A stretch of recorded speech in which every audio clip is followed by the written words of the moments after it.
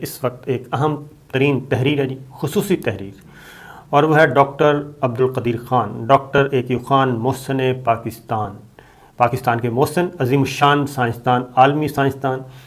اور ان کی جتنی بھی ان کا احسان مانا جائے وہ کم ہوگا۔ ان کی آخری تحریر منظر عام پہ آ گئی ہے۔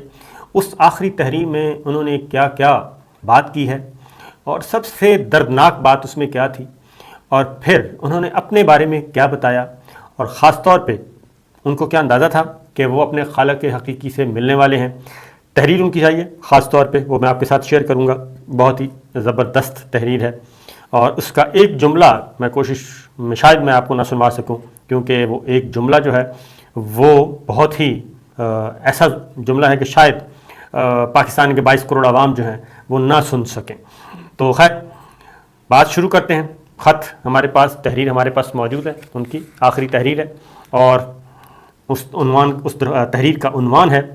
کہ سحر ہونے تک، اور درخواست ہے دعائے صحت یابی، وہ دعائے صحت یابی کی درخواست ہے۔ اور اس میں کیا فرماتے ہیں یہ میں آپ کو بتاتا ہوں، لیکن ایک بات، ڈاکٹر اے کیو خان کون تھے، کہاں سے آئے، اور یہ پاکستان کے لیے اللہ کی رحمت کیسے ثابت ہوئے، اور پاکستان کو ڈاکٹر اے کیو خان کیسے ملے، یہ ایک بڑی دلچسپ کہانی ہے۔ اور ڈاکٹر اے کیو خان سے چونکہ میری بھی ملاقاتیں رہیں،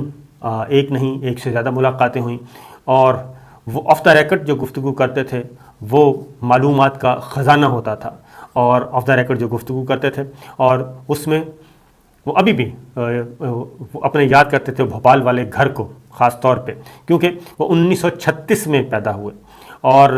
ایک اچھے خاصے کھاتے پیتے گھرانے سے ان کا تعلق تھا، بھوپال کی فیملی سے۔ اور دوسری جانب 1937 میں پاکستان بنا، 36 اور 10 11 سال کے تھے جب وہ پاکستان بنا، اور ہجرت، ان کا خاندان پاکستان ہجرت کر کے آیا، اور انہوں نے آزاد پاکستان کو چنا، اور ہندوستان کی سرزمین جو ہے وہ چھوڑنے کا فیصلہ کیا۔ اس وقت کسی کو معلوم نہیں تھا کہ جو خاندان کو، پوری خاندان کو نہیں پتہ تھا کہ جو بھوپال سے مہاجر بن کے آ رہے ہیں اور ہجرت کر رہے ہیں پاکستان کی سرزمین میں، ان میں 11 سال کا بیٹا جو ہے قدیر، وہ مستقبل میں کیا بنے گا، اور کیوں سرزمین یہ ہجرت کیوں کر رہے ہیں۔ اچھے خاصے کھاتے پیتے بھوپال کی اچھی فیملی، اور وہاں پہ مسلم آبادی بھی تھی، اور کوئی خطرہ بھی نہیں تھا، لیکن اس کے باوجود انہوں نے ہجرت کا فیصلہ کیا۔ تو یہ از خود اللہ تعالیٰ کی طرف سے ہی فیصلہ تھا، اللہ تعالیٰ ہی ان کو وہاں سے موو کر رہے تھے پاکستان کی سرزمین پہ، اور ان میں ایک بیٹا تھا 11 سال کا قدیر خان، جو آگے جا کے یعنی کہ پاکستان تخلیق ہوا، ہجرت کی، اور اس کے بعد اس دوران وہ تعلیم حاصل کرتا گیا یہ نوجوان قدیر خان، اور انہوں نے بیرون ملک زیادہ تعلیم حاصل کی۔ جو ان کی اس وقت پروفائل ہے وہ 1947 میں پاکستان آئے، اور 1967 میں ہالینڈ سے، نیدرلینڈ سے انہوں نے یونیورسٹی سے ڈگری حاصل کی انجینئرنگ کی، پھر بیلجیم چلے گئے، وہاں سے وہ ڈاکٹریٹ کی ڈگری حاصل کی، اور پھر ایمسٹرڈیم چلے گئے، وہاں سے انہوں نے فزیکل ڈائنامکس کی لیبارٹری، ریسرچ لیبارٹری جوائن کر لی۔ یعنی ان کا سارا سفر باہر کا، ایجوکیشن باہر کی، اور بالآخر پاکستان 2 لخت ہوا، اور ایک بہت بڑا سانحہ تھا، بہت بڑا سانحہ۔ اور ڈاکٹر عبدالقدیر خان کہتے ہیں کہ جس دن پاکستان 2 لخت ہوا وہ میرے لیے میری زندگی کا سب سے بڑا صدمے کا دن تھا، اور اس دن مجھے احساس ہوا کہ مجھے کچھ کرنا چاہیے۔ 1976 میں جی وہ پاکستان ان کو بلایا جاتا ہے، اور ذوالفقار علی بھٹو مرحوم ان کو انوائٹ کرتے ہیں۔ وہ پرتعیش زندگی،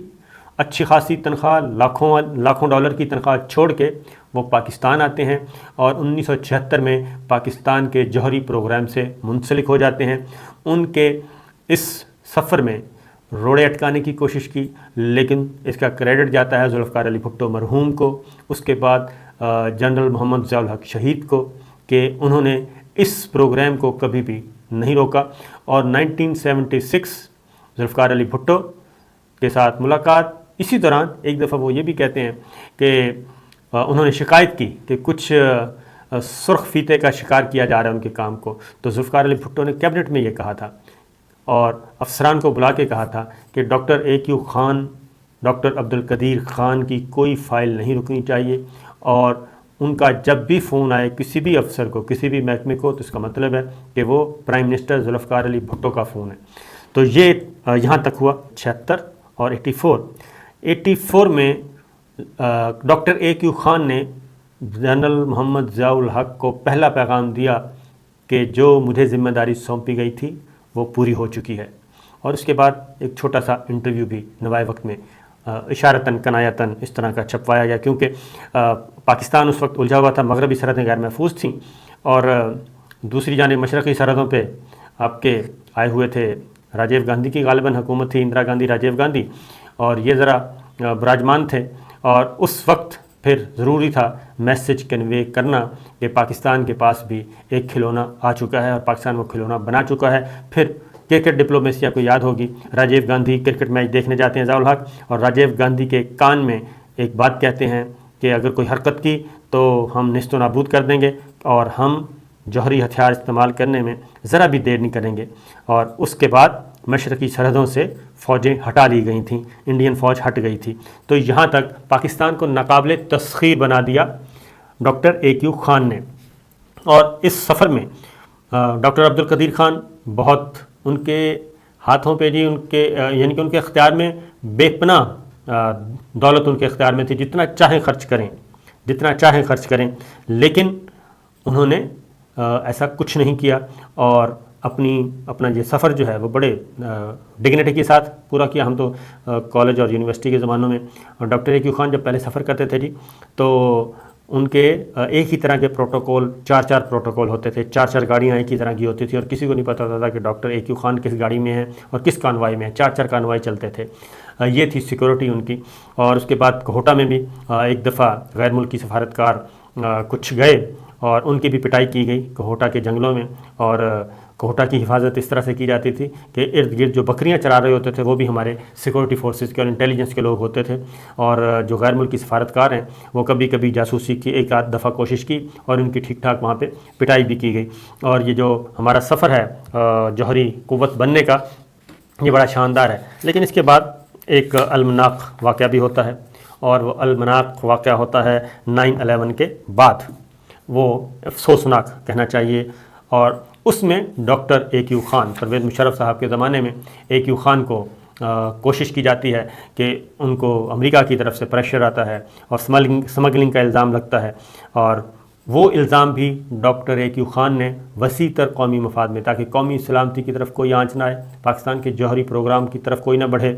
اور پاکستان کے جوہری پروگرام کے جو راز ہیں وہ یا تو ان کے سینے میں دفن رہیں یا پھر وہ زمین میں دفن ہو جائیں۔ وہ اس حد تک کمیٹڈ تھے، اور وہ الزام بھی انہوں نے اپنے سر لیا،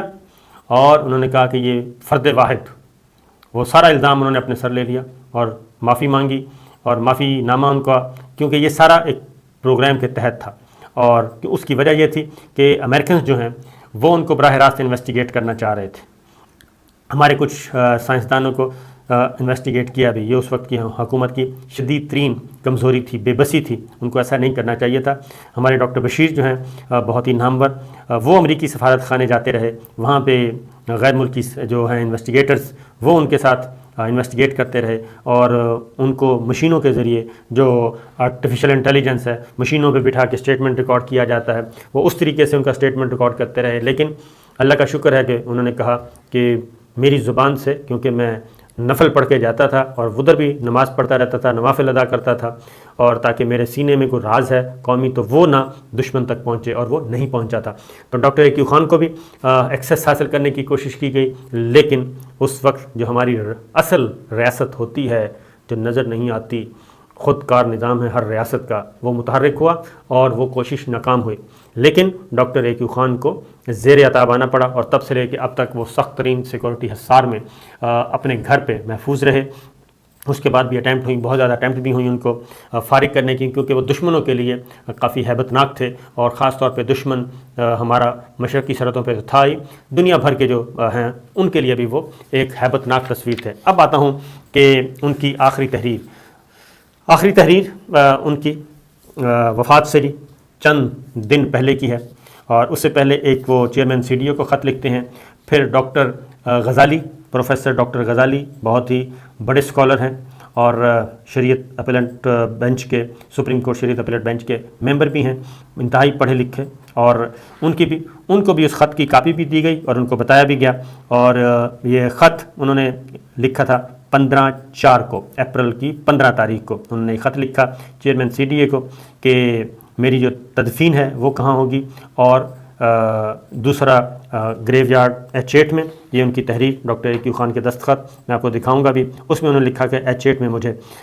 تدفین کی جائے، اور اس کے لیے بھی انہوں نے عام آدمی والا یہاں سے ان کی اپروچ معلوم ہوتی ہے کہ وہ عام لوگوں والے قبرستان میں جانا چاہتے تھے، جبکہ کل بھی گورنمنٹ نے فیصل مسجد کے احاطے میں ان کی قبر تیار کی، لیکن ان کی بیٹی نے حتمی فیصلہ کیا کہ نہیں، جو ان کے فادر کی ڈاکٹر AQ خان کی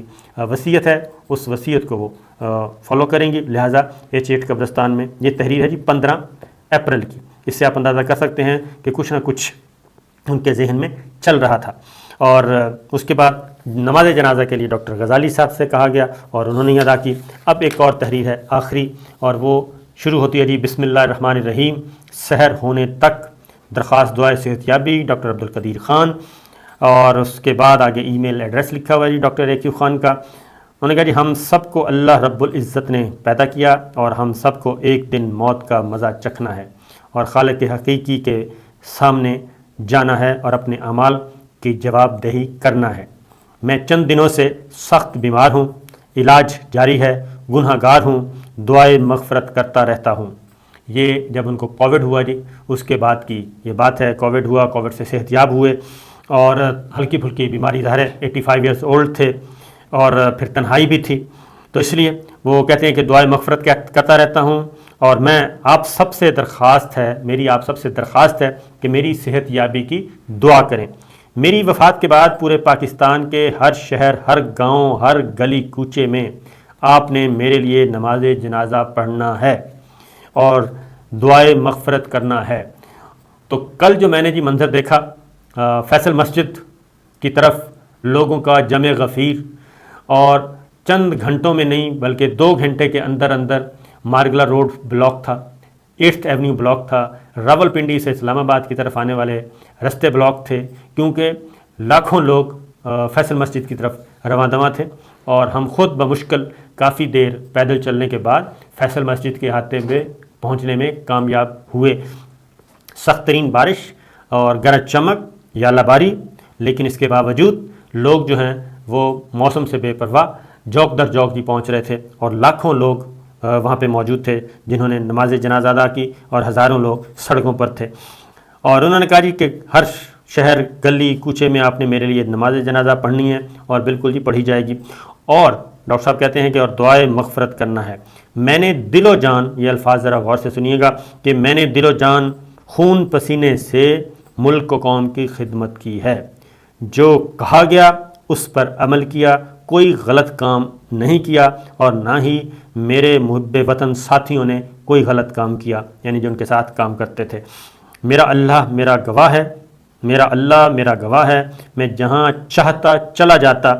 اور کھرب پتی ہو جاتا، اس میں کوئی شک نہیں ہے جی، اور اس میں کوئی ذرا برابر شک نہیں ہے کہ ڈاکٹر صاحب جہاں چاہتے چلے جا سکتے تھے، ان کو اتنی بڑی بڑی آفرز ہوئیں، اور کھرب پتی کیا وہ ٹریلین بن سکتے تھے، کھرب پتی بن جاتا۔ مجھے پاکستان عزیز تھا، آپ عزیز تھے، آپ کی حفاظت اور سلامتی میرا فرض تھا۔ اور ڈاکٹر صاحب ایک اگلا جملہ لکھتے ہیں جی کہ میں دسمبر 1971 کو کبھی نہ بھلا سکا۔ والسلام، طالب دعا آپ کا ڈاکٹر عبدالقدیر خان۔ اور آگے وہ کہتے ہیں کہ جی آپ نے محسن پاکستان، محافظ پاکستان کے القاب سے نوازا، تہ دل سے شکر گزار ہوں، اللہ آپ سب کا حامی و ناصر ہو، آمین، پاکستان زندہ باد۔ اب اس میں ایک جملہ ہے جی وہ میں نہیں پڑھوں گا، بول سکتا، انہوں نے لکھا ہے کہ مجھے نہایت افسوس ہے، اس سے اگلا جملہ نہیں بولوں گا، آدھا جملہ، کیونکہ وہ 22 کروڑ عوام کے منہ پہ زوردار زناٹے دار تھپڑ ہے، اور ہمارے پورے سسٹم کے منہ پہ زناٹے دار تھپڑ ہے۔ وہ تھپڑ میرے منہ پہ تو پڑ چکا ہے کیونکہ یہ میں نے پڑھ لیا ہے، اور میں نہیں چاہتا کہ آپ کے منہ پہ بھی وہ تھپڑ پڑے، اور یقیناً جو جاننے والے ہیں وہ جان چکے ہوں گے کہ وہ کن سے مخاطب ہیں اور کیوں مخاطب ہیں۔ تو یہ ہے ڈاکٹر عبدالقدیر خان کہ زندگی تو بہت بڑی ہے جی ان کے لیکن ٹائم تھوڑا ہے، ویڈیو کا ٹائم بھی ختم ہو گیا انشاءاللہ۔ اگر آپ کہیں گے تو ان سے کچھ ملاقاتوں کا احوال جو ہے وہ پھر کسی وقت آپ کو سناؤں گا، اور کیونکہ ان کے بارے میں کافی کچھ جانتا ہوں، اور ایک اہم ترین خبر بھی ان کے بارے میں نے ہی بریک کی تھی۔ تو اجازت دیجیے، اللہ حافظ۔